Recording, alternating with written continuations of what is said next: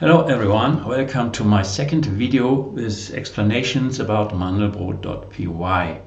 It's about the layout. Here you can see the graphical user interface, and as I told you already in the first video, I'm using the grid layout. I could have used the horizontal layout and vertical layouts and combined them to create such a layout. Or I could have used the Qt designer to place the widget, but for me the grid layout is very easy to use, it's most convenient, so this is why I'm using it. So it's not easy, it is not easy to detect the grid if you look at this GUI, but here you can see of course column 0, and here is column 1.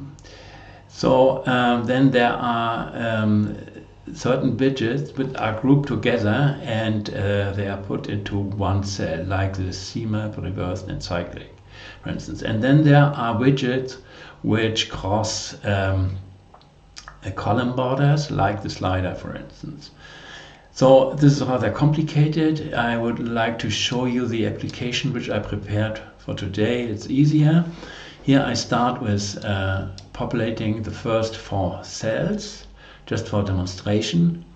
And in the next line I have this column 1, which is filled with a horizontal layout, which has a string and 2 checkboxes. And notice that there's a distance between the string and reversed.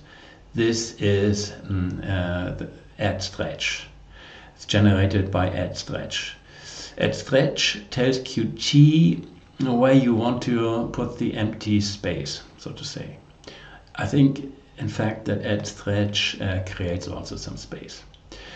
So in the next line, we fill column 0 and column 1. Here you have this add stretch between the string and the combo box, and here you have it behind the after the combo box.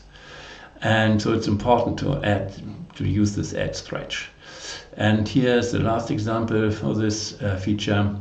There I have a slider, and the stretch is behind the slider.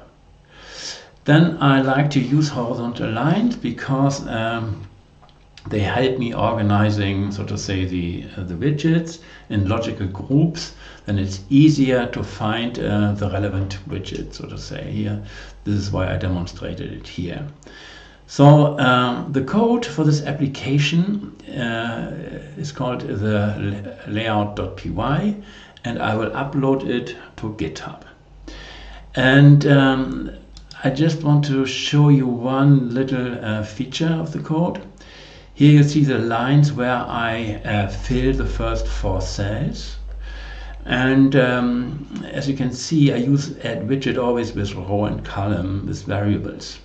I could have used also real numbers for row, like 1, 2, 3, 4, 5. But if I wanted to change the order of the lines, then I would have to change the numbers by hand. This is very tedious.